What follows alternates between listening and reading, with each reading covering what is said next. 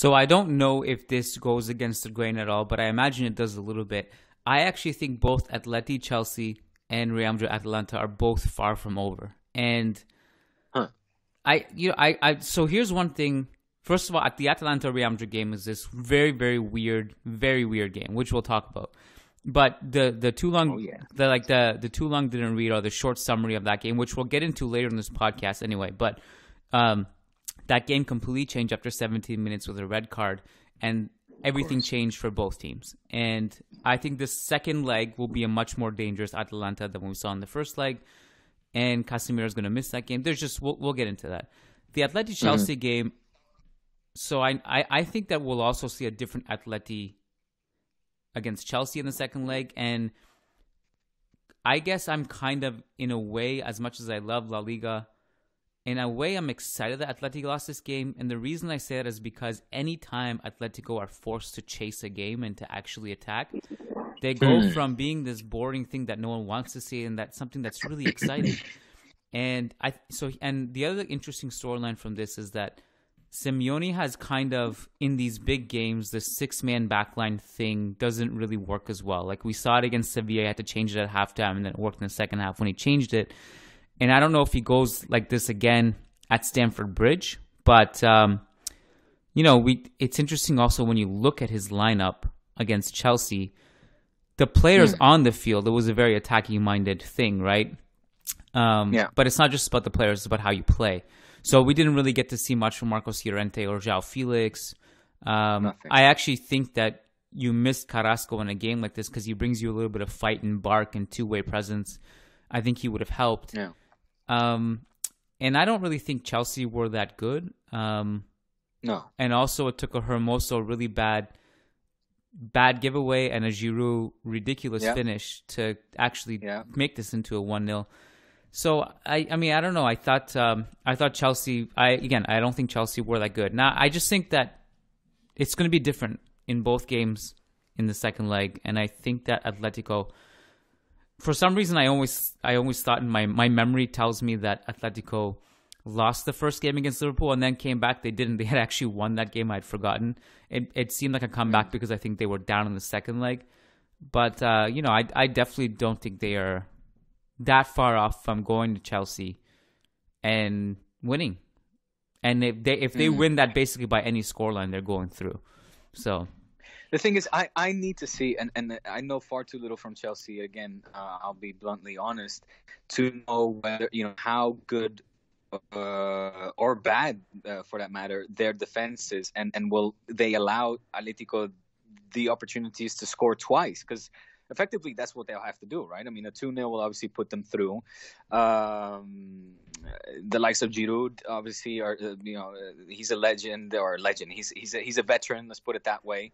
But can Atletico stifle Chelsea at the Stamford Bridge with a 2-0 victory? That's something that I just have a big question mark. I know that in the past, going to Stamford Bridge and picking up a W was a tough ask. Now again, they've obviously gone through their troubles this season, but with such an offensive-minded or offensive lineup, let's put it that way. I don't know if it was offensive-minded because for me there was such few opportunities to score, and the emphasis seemed to be on defensive as opposed to getting something offensively out of this game. I just I'm putting a question mark on Simeone's tactics and questioning whether he has what it takes to pick up a 2-goal victory at home, in London. I think he can. So away in London, I should say. No, I think he can, and obviously it will require a stylistic change, a more daring approach, which I think what he had envisioned probably for a game like this was something similar to what we saw last season against Liverpool. Like that 1-0 against Liverpool last season was terribly ugly. I don't know how much you remember. And the whole narrative after that game was very similar to what we saw the narrative after this game, that everyone was just so angry at Atletico for winning that way.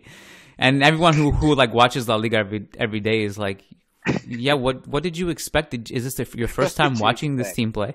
And then, that was like, if I don't remember who it was exactly, but there were Liverpool players, possibly even including Klopp, that was like they were just angry at the way Liverpool played, and I remember a lot of Liverpool fans in the masses and like, we're going to show them what real football is in the second leg. So it was really fun to see the meltdown after Atletico also beat them at Anfield. But I think probably what Simeone envisioned was after this game was that they would scrape out an ugly 1-0 win or a draw or something of that nature, similar to last year. But it went the other way, of course. So, what are you expecting for the second leg? You expecting an Atletico that will be focused on, say, transition football or counter-attacking football, or taking the initiative and really going for it, let's say? I don't know if going forward is maybe the right word, because I think Simeone still knows that he can defend and shut out Chelsea and then just he has 90 minutes to pull off a one-goal shithousery and then take it to extra time. So I don't know if he feels the need to go quote-unquote all out. But I do think they'll have more possession in Chelsea's third. And I do think and I hope that he maybe deviates from the 6-3-1 thing that he does and goes more of like the 4-4-2 approach that has also given him a lot more success.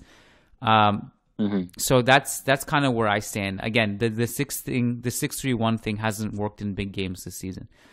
It's worked against almost everyone else. So I wonder if he'll deviate from that. And again, I think Carrasco back is a good thing. And yeah, that's kind of where I stand on that. I actually think that Atleti can overturn this. What do you have here? If you put a percentage on it, 40, 70, 30? Yeah, 40% sounds about right to me. Okay. Oh, so you do put 40 for Atletico going through? That is. Yeah. Okay. I don't know. People like 1-0 is not an insurmountable game, home or away. Like we've seen this movie like a million times in the past. Like. This second leg, there's so much on the table. Like almost anything goes, and it's not that hard to score a goal. That's it. Right. No, I mean, but you're still tipping the scale towards Chelsea in Chelsea's favor. I thought you were gonna go with Atletico being the favorite. No, I wouldn't say favorite. I mean, it's just math, right? The math is in Chelsea's favor, but but I definitely don't consider either of these two games done. Okay. All right. Well, fair enough. I think that sounds. Okay, I'll sign on to that. Maybe I'll go with a 70-30, just because of how utterly disappointed I was with on the day and on the night, I should say. And yeah, it was we just didn't see the goalkeepers get tested, man, and I was expecting a lot more action. But my friend, you mentioned the Barça Elche, the let's call it the what do you call that again? Like the opening act ahead of the main act, and by that I mean obviously Real Madrid, or Atalanta Real Madrid, I should say. Barça Elche was the opening act. I stuck around for the main act and was keenly tuned in to the television screen. Yeah, I saw you you post some snarky stuff on Churro's Twitter. Bueno, just un poquito, just a little bit, But let's just say that this was one of those matches, man, where it's just classic Real Madrid Champions League, Classic, man. Real Madrid that didn't offer anything, bro. Anything, kind of that convinced you to say you're pissing off a lot of Zidane fans right now who thought it was a tactical masterclass. Right. I'm used to that. They know where to find me. And that's why they're signing on to Churros. So that they can laugh at me when Real Madrid lifts the trophy and they can hear you roll the R's and But bro, man, it was